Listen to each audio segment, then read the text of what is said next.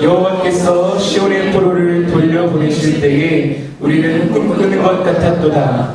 그때 우리 입에는 웃음이 가득하고 우리 혀에는 찬양이 찼었도다. 그때 온 나라 가운데에서 말하기를 여호와께서 그들을 위하여 큰 일을 행하셨다 하였도다. 여호와께서 우리를 위하여 큰 일을 행하셨으니 우리는 기쁘도다.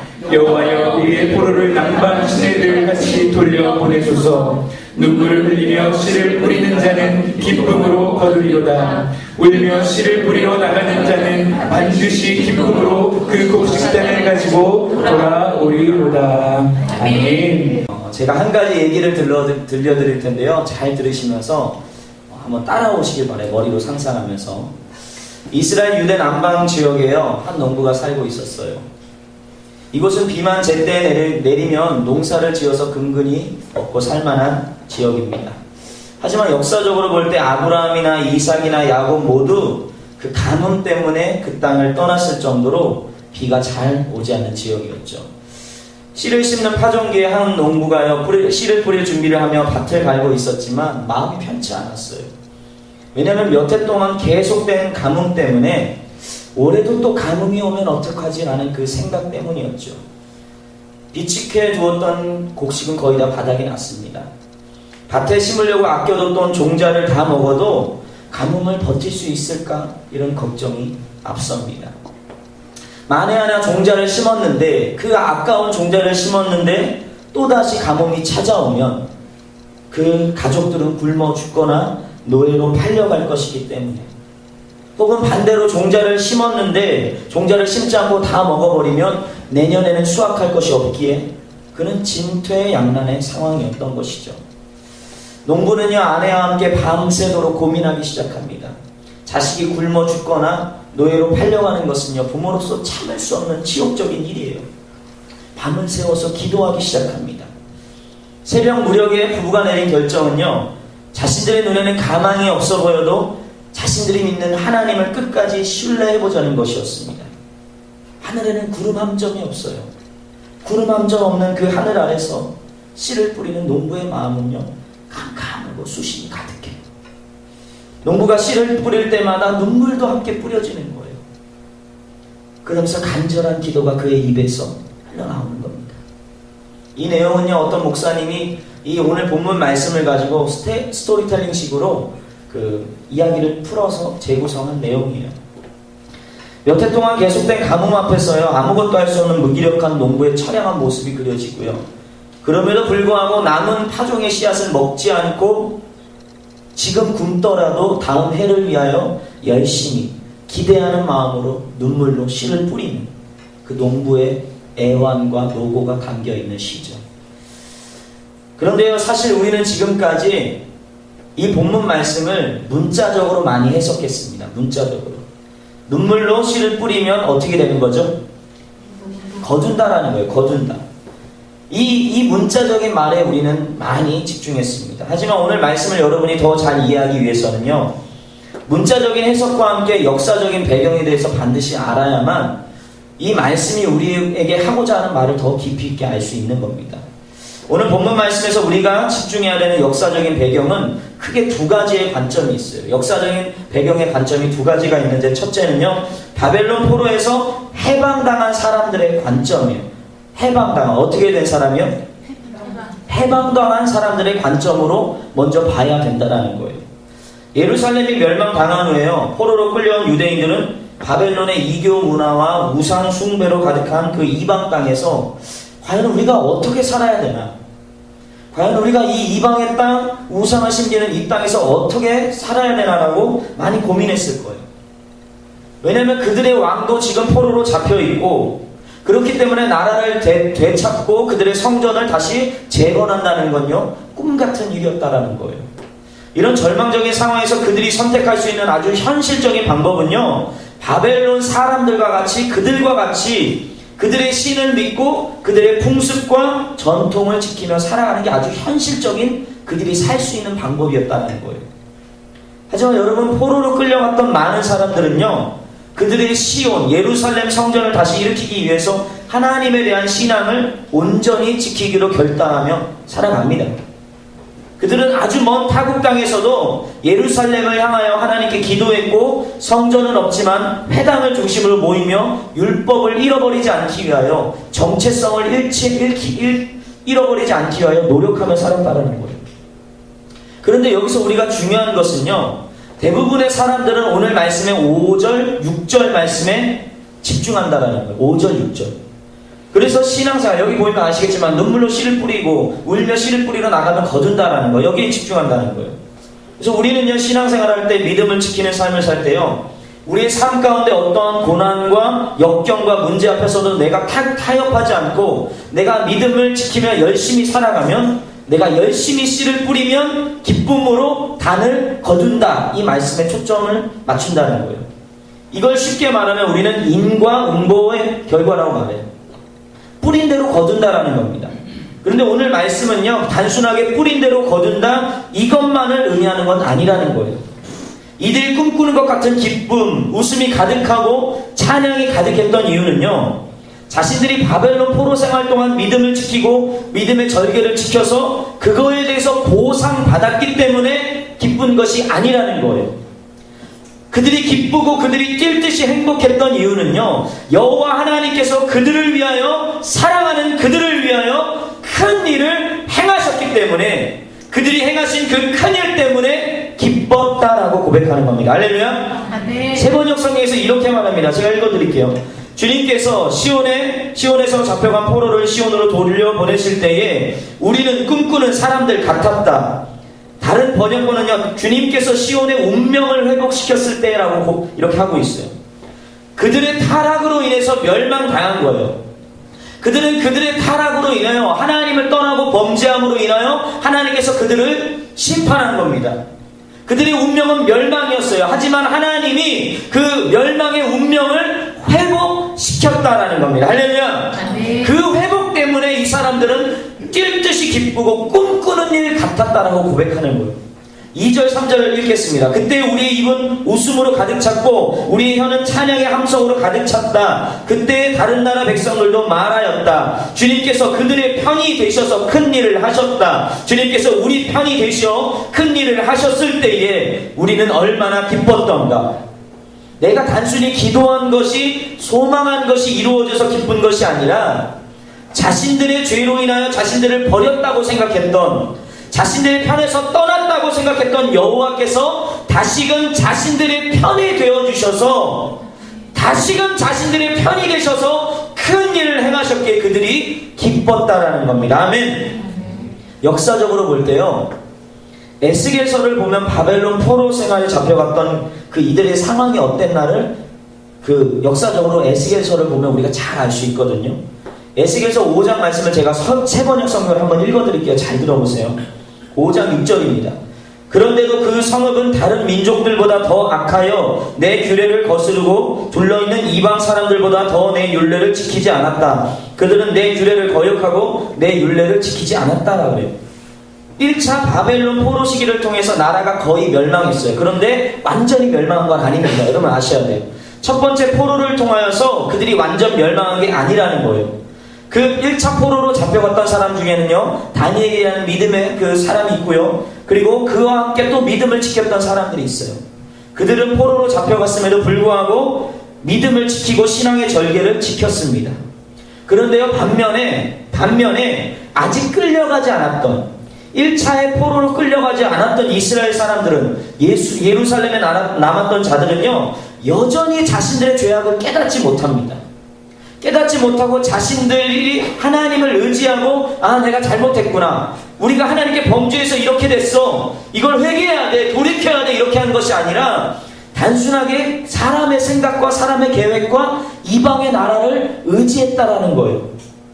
결국 1차에 이어서 2차 전쟁을 통하여 완전히 예루살렘이 함락되고 나라가 완전히 멸망당합니다. 그리고 2차의 포로로 잡혀갈 때의 그 상황을 에스겔서를 통하여 하나님이 말씀하고 있는 거예요. 이거예요. 내가 너희들을 구원하기 위해서 이방 나라의 포로로 만들었어. 내가 1차 포로 당시에 너희들을 다시 한번 기회를 주기 위해서 이방 나라가 너희들을 공격하게 하고 너희들을 위험에 빠뜨렸어. 그런데 너희는 여전히 정신을 못 차리고 여전히 너희는 다른 민족보다 더 악하고 내 규례를 거역하고 너희를 포위하고 있는 이방 사람들보다 더 내 율례를 지키지 않았다라고 말하는 거예요. 그래서 이제 하나님이 정말로 이스라엘 나라를 심판하겠다라는 겁니다.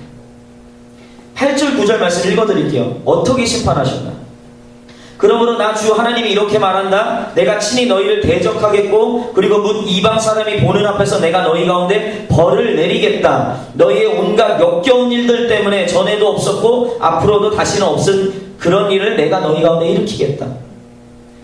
다시는 없을 그런 일을 일으켰다는 게 뭐냐면요. 여기 그 10절 말씀에 가면요. 아버지가 아들을 잡아먹고 아들이 아버지를 잡아먹는 그 비극적인 일을 하나님이 허용하셨다는 거예요. 여러분이 알다시피요. 고대 전쟁이라는 건요. 고대 전쟁은 힘과 힘의 싸움이 아니었습니다. 무기와 무기의 싸움도 아니었어요. 고대 전쟁은요 거의 100% 신과 신의 싸움이었습니다. 이해하시죠? 아무리 현실적으로 무기가 약하고 병사가 부족해도요 그들이 믿는 신이 도우시면 이기는 것이 이들의 전쟁이었다라는 거예요. 출애굽했을 때요 아말렉과의 전쟁을 여러분 아시죠? 모세가 손을 올리면 어떻게 됐죠? 이겼죠 이스라엘이. 모세가 피곤해가지고 손을 내리면 어떻게 됐죠? 졌습니다. 그래서 모세가 피곤해서 손을 내리지 않도록 아론과 훌이 양옆에서 그 손을 잡고 있었죠. 결국 이들의 전쟁은 아말렉과의 전쟁에서 이스라엘이 이깁니까 집니까? 이깁니다. 숫자적으로 열세였고 눈으로 볼 때 상황과 환경이 볼 때 전쟁에서 질 것 같았지만 이들은 이겼다라는 거예요. 모세가요 전쟁이 끝난 후에 그 산 위에서 그 산에서 기도했던 그 산 위에서 제단을 쌓고요 이렇게 고백해요. 출애굽 17장 15절 16절 말씀 읽어드릴게요. 모세가 제단을 쌓고 그 이름을 여호와 니시라 하고 이르되 여호와께서 맹세하시기를 여호와가 아말렉과 더불어 대대로 싸우리라 하셨다 하였더라. 할렐루야. 이 싸움이 자신들의 힘과 능력에 달린 것이 아니라 여호와가 싸웠다라는 거예요. 여호와가 싸우셨고 앞으로도 여호와가 싸우실 것이기 때문에 아말렉은 이제 더 이상 우리의 적수가 못 된다라고 그가 선포하고 있다라는 겁니다. 이런 역사적인 배경을 볼 때요 이스라엘 백성들은 자신들이 바벨론에게 져서 예루살렘이 멸망당하고 포로에 끌려왔다는 건요 두 가지의 이유밖에 없어요. 그들이 생각할 때 이성적인 생각으로 두 가지밖에 없어요. 첫째는 뭐냐면 하나님이 바벨론의 잡신보다 약해서 졌던가, 아니면 두 번째로 하나님이 자신들을 버렸다. 이 두 가지밖에 용납될 수 있는 게 없는 겁니다. 근데 여러분 하나님이 바벨론 잡신보다 약하십니까? 아니죠. 그러니까 이들은 생각하는 게 그거예요. 자신들의 죄악은 여전히 깨닫지 못해요. 2차 포로 잡혀갈 때까지도 자신들이 죄를 지었다라는 걸 깨닫지 못해요. 그냥 하나님이 자신들을 버렸다라고 착각하고 있는 것이죠. 결국 하나님께서는요 에스겔이나 예레미야 같은 그 선지자들을 통하여서 이스라엘이 회개하고 하나님의 회복하심을 경험할 수 있도록 그들에게 선포하게 한다는 거예요. 결국 그 결과 하나님은 하나님을 믿고 의지하고 하나님께 돌이킨 이스라엘 백성들의 편이 다시 한번 돼준 거예요. 다시 한번 하나님이 이스라엘 편이 되어주셔서, 그렇기 때문에 이 백성들은 오늘 말씀에서 말하는 꿈꾸는 것 같았다 이렇게 말하는 것이, 우리를 떠났던 하나님이 다시 우리 편이 되셨다, 우리가 멸망될 그런 우리의 운명이었는데 하나님이 우리 편이 돼서 우리를 회복시켰다, 이 관점에서 이들이 꿈꾸는 것 같았고 기뻐했고 입에서 찬양이 넘쳤다라는 겁니다.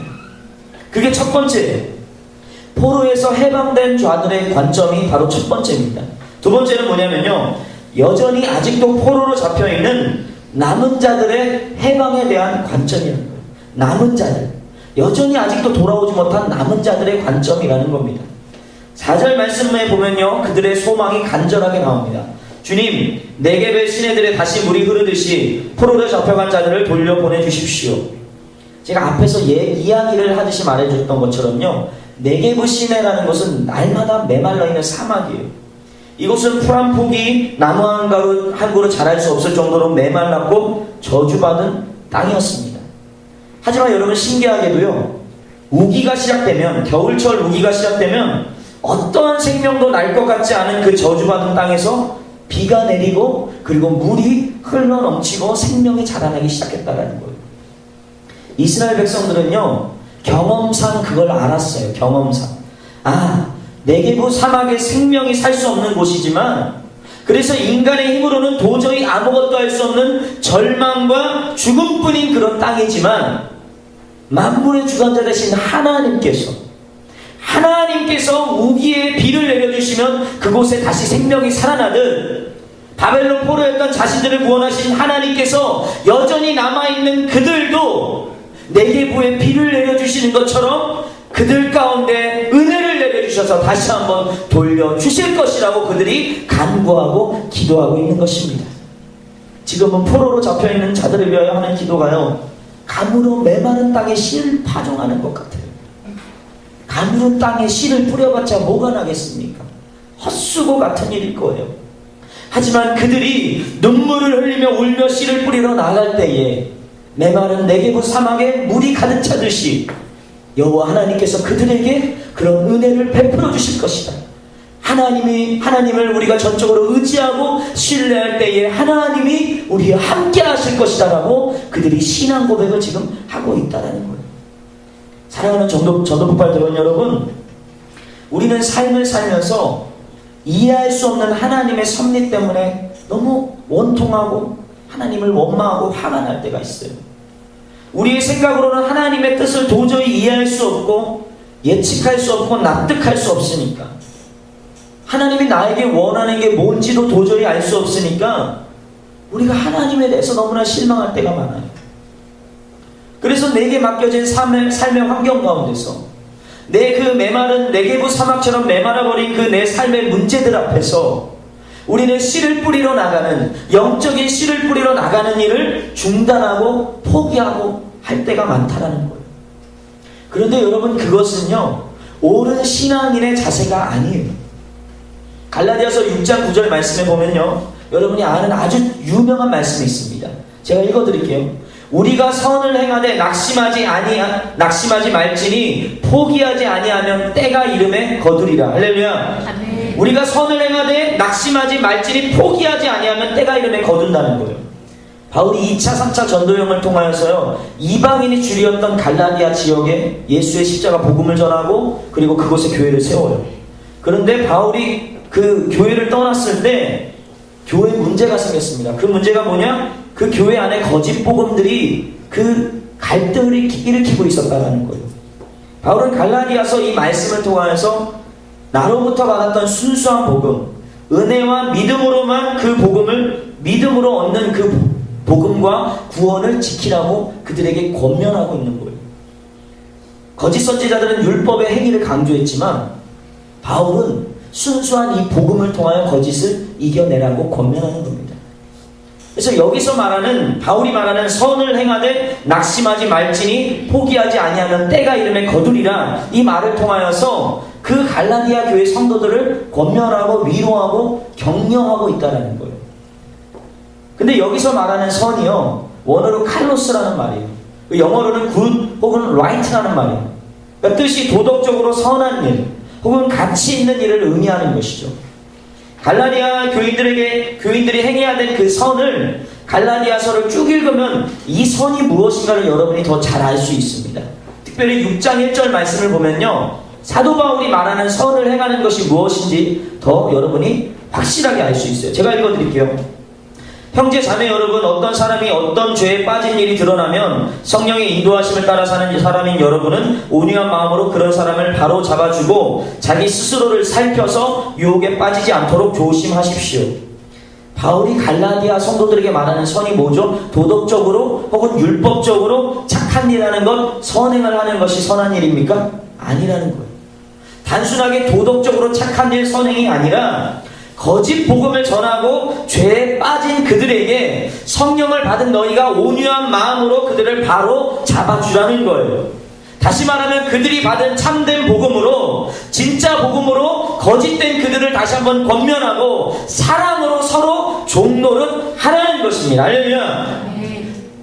거짓 복음의 소유가 넘어간 자들에게 사랑으로 바로 잡아주는 게 바로 사도 바울이 말하는 선을 행하는 거예요.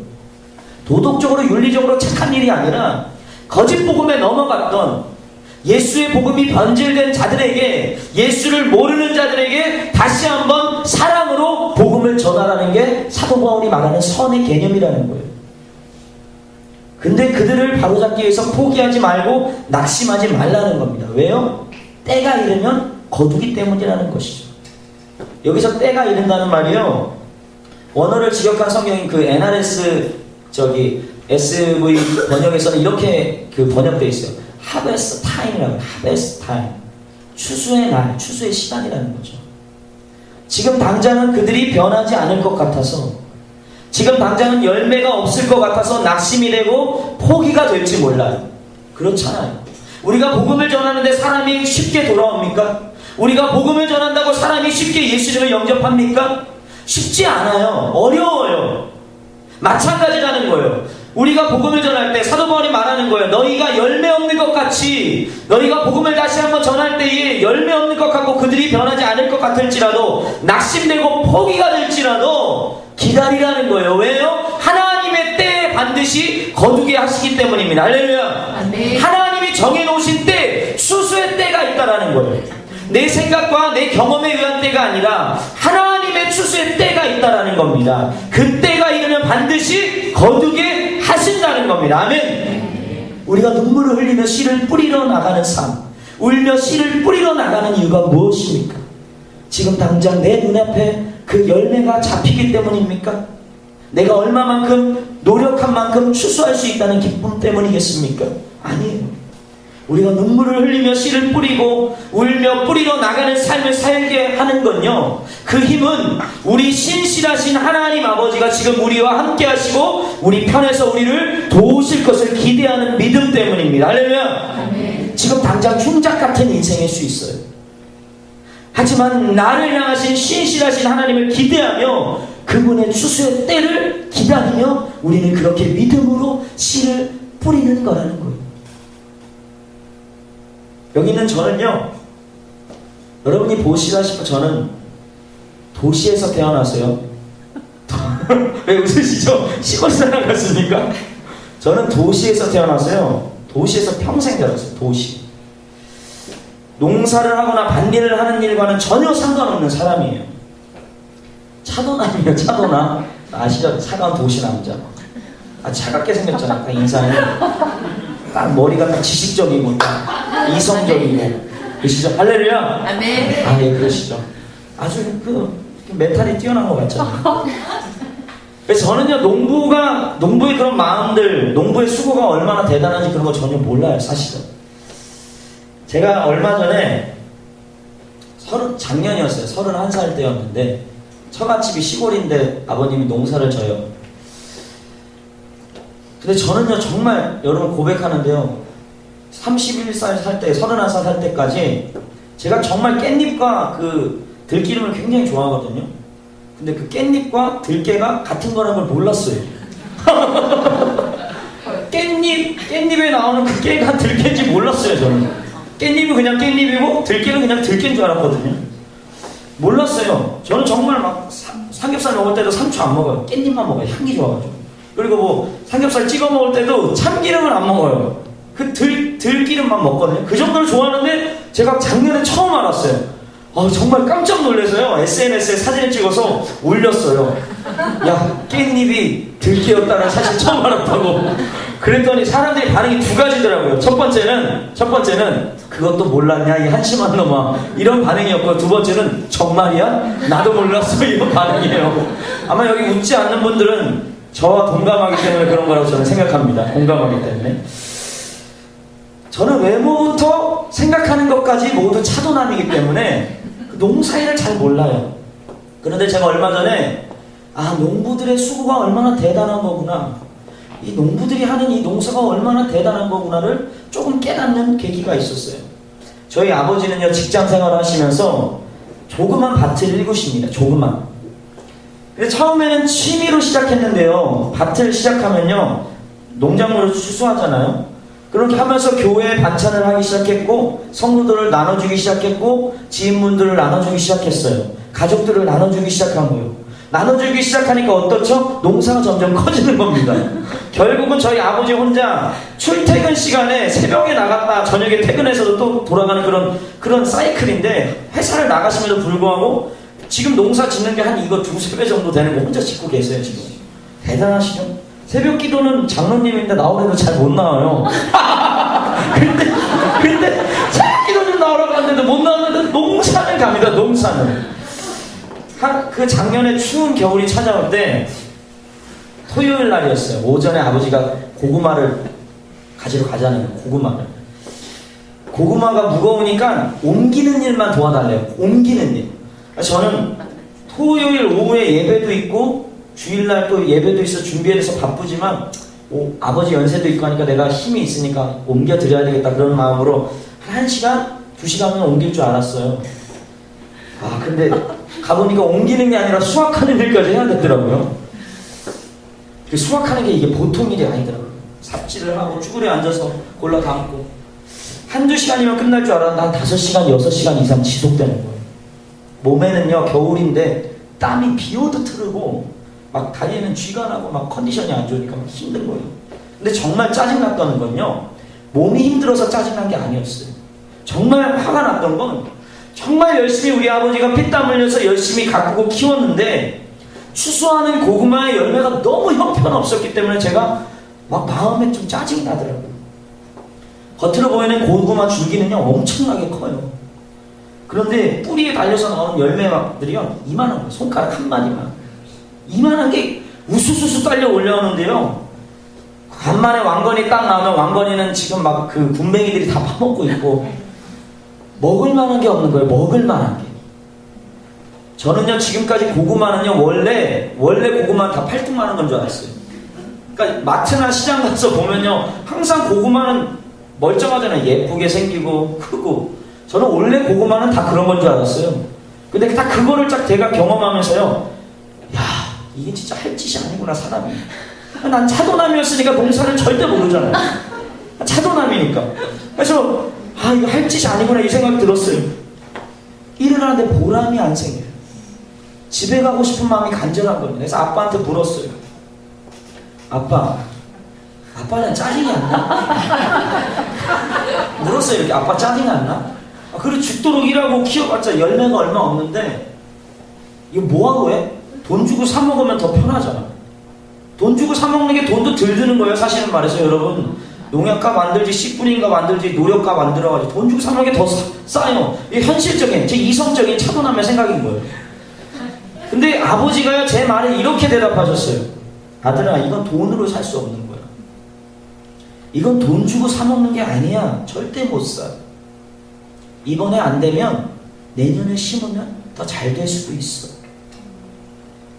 아버지가 하신 그 말에요 제가 대꾸를 못했어요. 할 말이 없더라고요. 몸살이 나서 아픈데 한 3-4시간을 나머지 더 열심히 일했어요. 저희 교회는 10살 때부터 간지를 알아온 아이가 있습니다. 10수년을 간지를 앓기 때문에 그 아이가 점점 폭력적으로 변했고요. 자기 자신에 대한 고집과 그런 자기 중심적인, 철저하게 자기 중심적인 사고를 하는 아이로 변해버린 거예요. 아이가 몇 번이나 교회 온 지 4년 됐는데 몇 번이나 자살을 시도하고 응급실에 실려가고요. 경찰서, 법원 할 것 없이 수많은 곳을 막 들락달락거렸어요. 부모님을 너무 심하게 폭행해서 부모님이 자기 아들을 정신병원에 감금하기까지 했어요. 그 정도로 너무 심각한 거예요. 저는 그 아이가 문제를 일으킬 때마다 그 영혼에 대한 궁밀한 마음 때문에 4년이라는 시간을 뒷바라지를 했어요. 그러니까 부모님도 문제가 생기면 그 아이가 말하지 않고 저를 무조건 찾아요. 지금도 낮이고 새벽이고 그냥 저에게 연락을 하는 겁니다. 그 친구를 보면서 안타까운 마음, 불쌍하다, 안타깝다, 긍휼한 마음이 솟아나면서 동시에 그 부모님에 대한 안타까운 마음도 솟아나요. 부모님이 예수님을 믿었는데 어느 순간 예수님을 떠났어요. 그리고 자신들의 힘과 능력으로 살려고 하면서부터 그렇게 문제가 일어나는데 여전히 부모님은 그걸 모르고 있는 거예요. 그러니까 그 아이도 불쌍하고 그 아이도 궁일한 마음 때문에 그를 도와주고 어떻게든 내가 좀 그를 구원하기 위해서 노력했지만 그 아이 때문만은 아니라 그 가족의 구원과 그 부모님의 구원을 위해서도 제가 그렇게 힘들지만 같이 했던 겁니다. 가족도 포기했어요. 거의 포기했어요. 근데 그 가정과 그 아이를 위해서 제가 놓지 않고 때로는 막 놓고 싶을 때가 있는 거예요. 그 아이가 막 교회 사람들에게 상처를 주고 막 욕하고 막 난리를 치면 그 아이 때문에 몇 명이나 교회를 떠나지 몰라요. 그 상처 때문에 그 아이가 그렇게 하는 거 시험에 들어서 저도 막 포기하고 싶은 마음이 들어요. 근데 그 한 영혼과 그에게 딸려있는 그 가족들 때문에 포기를 못하는 거예요. 어느 날 부모님이 연락이 왔어요. 또 문제를 일으켰다. 제발 만나서 좀 어떻게 해달라. 또 찾아갔어요. 만나고 얘기 들어주고 기도하고 잘 타이르고 해결이 됩니다. 조금 있다가 그 친구에게 연락이 왔어요. 그 방금 전까지는 누구라도 칼로 찔러 죽일 것처럼 막 그랬던 아이가 엄청 기분 좋은 막 말투로 저에게 막 행복한 말로 저에게 말하기 시작하는 거예요. 전사님, 우리 엄마가 다시 교회 다니겠대요. 우리 엄마가 다시 교회 다니겠대요.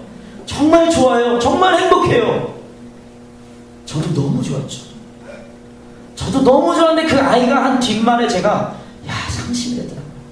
평소에 거짓말을 얼마나 잘하는지 모르는데 그날따라 왜 이렇게 거짓말을 안 하는지 저에게 마지막에 이렇게 엄마가요 그런데 우리 교회는 작아서 안 오겠대요.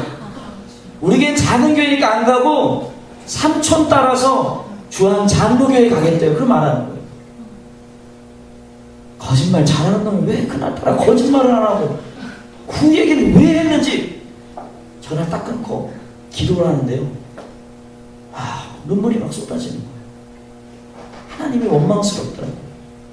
작은 교회가 뭘 잘못했어요, 그들에게.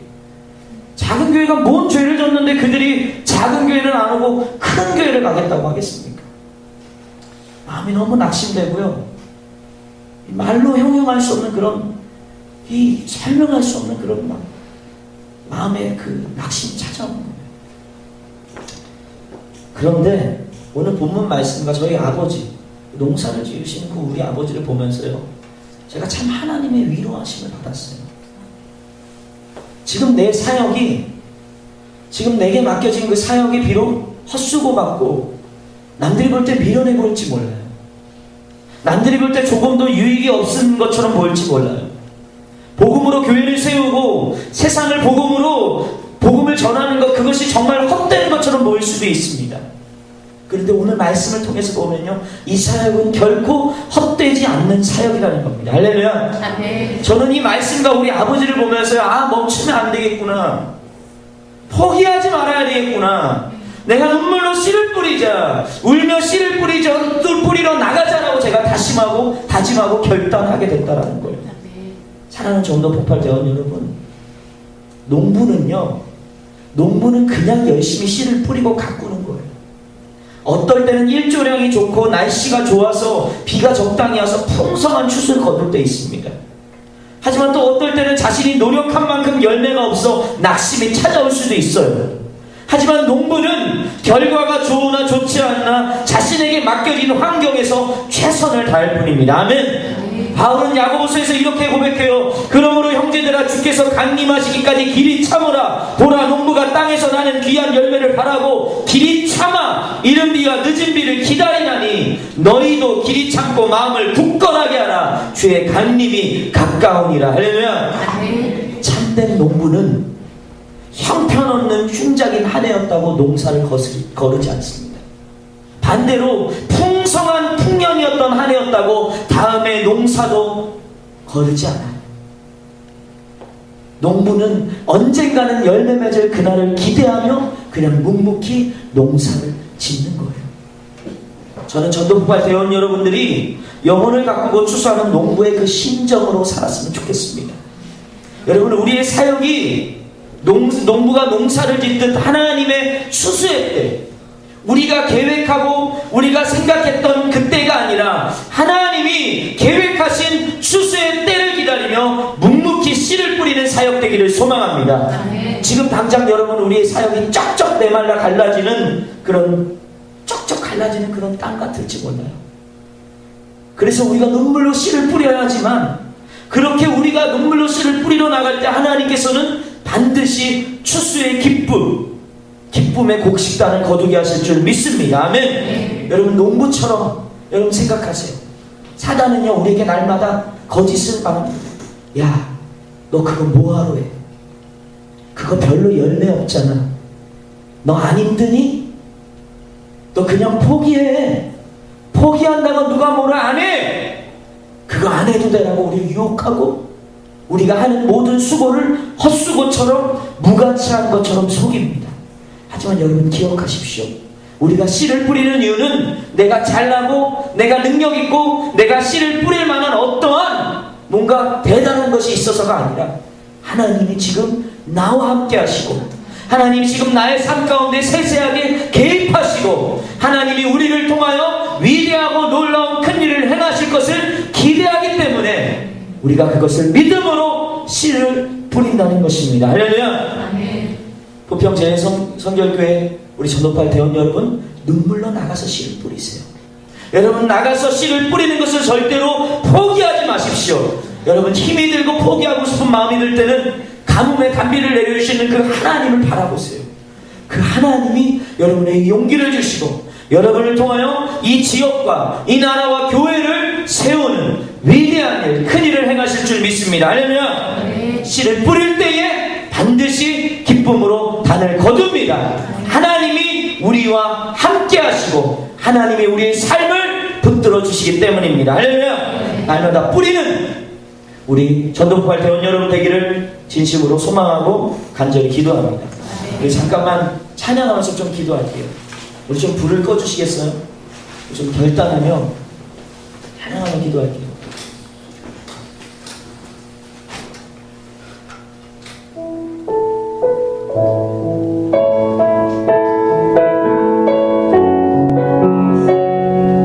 여러분 사단은 날마다 우리를 유혹하고 정죄해요. 너 그 정도밖에 안 돼. 너 그거 할 필요 없어. 별로 도움도 안 돼. 야, 그 수고 뭐하러 하냐? 뭐하러 그러고 살아? 편하게 하면 되지. 편하게 신앙생활 하면 되지. 그렇게까지 안 해도 돼. 열매가 없잖아.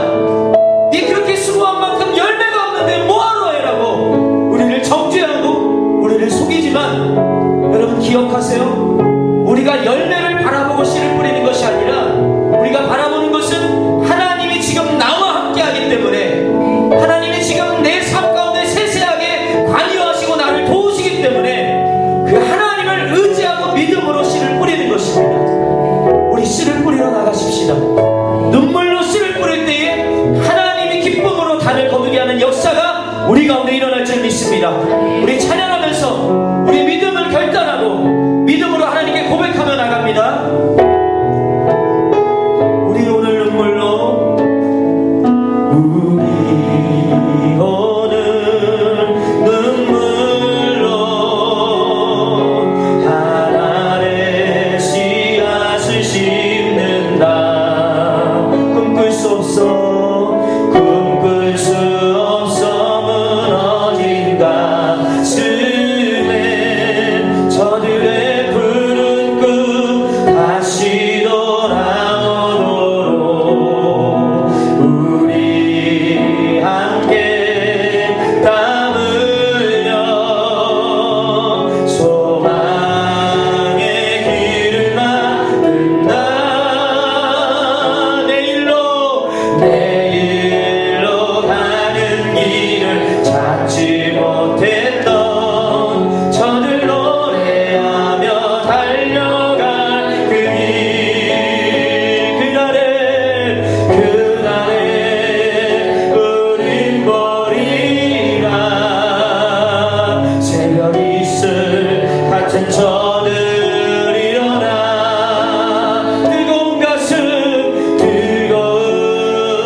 가슴 사랑의 손으로 이 땅 치유하며 행진할 때 오래 황폐하였던 이 땅 어디서나 순결한 꽃들 피어나고 푸른 의의 나무가 가득한 세상 우리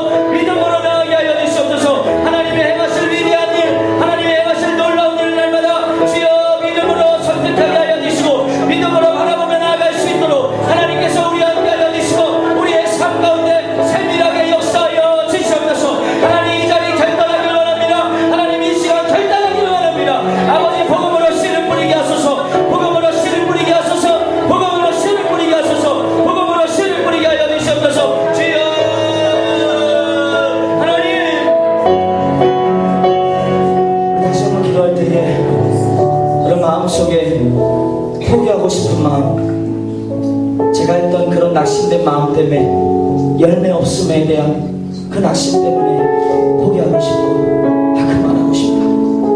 복음을 전하는 일은 이제 그만하고 싶다. 나도 편하게 신앙생활하고 싶다라는 그런 말씀이 찾아오셨습니까? 여러분 이 시간 하나님께 결단하세요. 우리가 복음으로 씨앗을 뿌리는 건 나의 의로움이나 내 자격이 있어서가 아니에요. 이스라엘 백성들을 멸망으로 예정된 그들의 삶을 회복시켰던 그 하나님이 우리와 함께 하시고 여전히 멸망을 향하여 나아가는 그 불쌍한 영혼들을 우리를 통하여 회복시키실 것을 우리가 기대하고 믿음으로 복음을 전하는 것입니다. 여러분 열매 없음 때문에 낙심하지 마세요. 여러분 열매 없음 때문에 포기하지 마십시오. 선을 행하되 포기하지 않고 낙심하지 않으면 하나님의 때에 반드시 하나님께서 열매를 거둔다 하셨습니다. 하나님 이 시간 우리가 다시 한번 결단하게 하여 주시옵소서. 믿음으로 선포하며 결단하게 하여 주시옵소서. 믿음으로 씨를 뿌리게 하여 주시옵소서. 다시 한번 주 이름 세번 부르며 결단하며 믿음으로 기도합니다. 주여 주여 주여. 아버지 하나님 우리 가운데 함께 하여 주시옵소서. 아버지 하나님 믿음으로 우리가 결단하길 원합니다. 열매 없음 때문에 낙심하지 않게 하여 주시고 열매 없음 때문에 포기하는 마음이 들었다면 하나님 그들의 심령을 위로하여 주시옵소서. 그들의 모든 심령을 위로하여 주시옵소서. 그들의 갈급한 마음을 주님 위로하여 주시옵소서. 열매 없음 때문에 주여 포기하지 않게 하여 주시고 열매 없음 때문에 낙심하지 않도록 하나님 위로하여 주시고 하나님 은혜를 베풀어 주시옵소서. 주여 하나님 믿음으로 씨를 뿌리게 하여 주시옵소서. 믿음으로 씨를 뿌리게 하여 주시옵소서. 믿음으로 씨를 뿌리게 하여 주시옵소서. 주여 하나님 결단하게 하여 주시고 아버지 하나님 능력을 베풀어 주시옵소서. 믿음으로 살게 하여 주시옵소서. 하나님을 믿는 신실한 믿음 우리와 함께 하시고 이스라엘을 회복시키셨던 그 하나님을 믿는 믿음으로 아버지 우리가 살아가게 하여 주시옵소서. 예수의 십자가의 복음으로 승리케 하게 하여 주시옵소서. 주여 하나님 우리 함께 하여 주시옵소서. 우리 가운데 은혜를 내려 주시옵소서. 아버지 천도복발 우리 대원들 가운데 하나님 은혜를 내려 주시옵소서. 은혜를 내려 주시옵소서. 성령을 충만케 하여 주시옵소서. 성령으로 붙들어 주시옵소서. 주여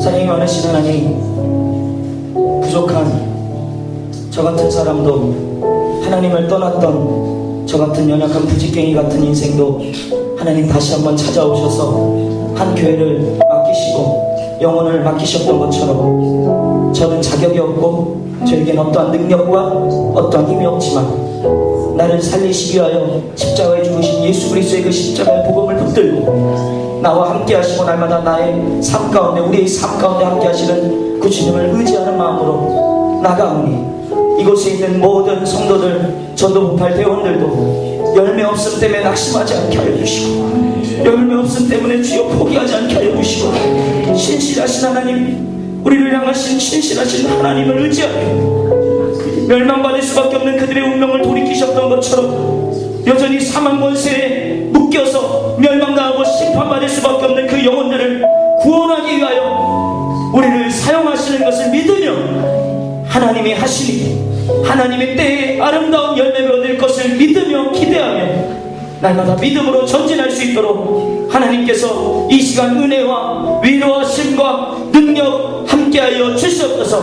성령 하나님께서 우리가 고백하고 믿는 대로 받은 줄 알고 기도하라 하셨사오니 아버지 우리가 믿음으로 나가 복음의 씨를 뿌리고 기도할 때에 불신 영혼들이 주님께 돌아올 줄 믿습니다. 사망 권세에 빠졌던 영혼들이 생명으로 옮겨질 줄 믿습니다. 아버지 하나님 흑암의 권세에 주여 묶여있던 영혼들이 빛과 생명의 나라로 옮겨질 줄 믿습니다. 마귀의 자녀가 하나님의 나라의 자녀로 옮겨질 것을 믿사오니 하나님 우리 가운데 우리의 복음 가운데 은혜를 내려주시고 능력을 더하여 주시옵소서. 믿는 자에게 능치 못함이 없다 하셨사오니 믿음으로 나가 복음의 씨앗을 뿌리오니 눈물로 씨를 뿌릴 때에 기쁨으로 단을 거두는 은혜를 허락하여 주시옵소서. 눈물로 씨를 뿌리러 나가는 자에게 기쁨으로 곡식단을 거두는 은혜를 이 시간 허락하여 주시옵소서. 아버지 하나님 우리가 복음으로 씨앗을 뿌릴 때마다 하나님을 의지하고 하나님의 은혜를 누리는 주여 귀한 전도복팔 복음 전도자들로 세워 주시옵소서. 감사함의 모든 기도 살아계신 예수님 이름으로 기도드리옵나이다. 아멘.